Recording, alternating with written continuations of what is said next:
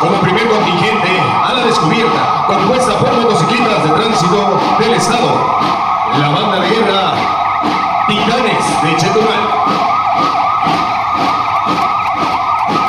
Formando parte de esta descubierta del desfile del 214 aniversario de la independencia de México.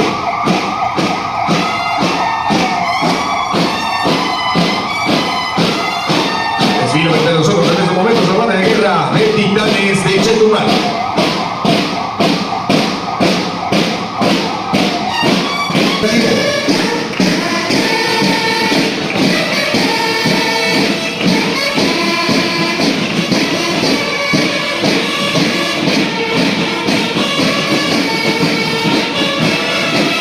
Y la escolta del Tribunal Superior de Justicia, representando al Poder Judicial.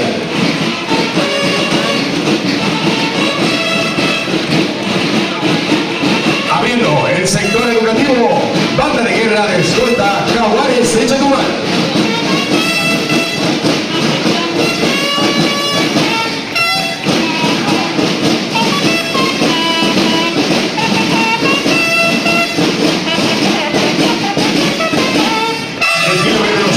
También la escolta de la escuela Lázaro Cárdenas.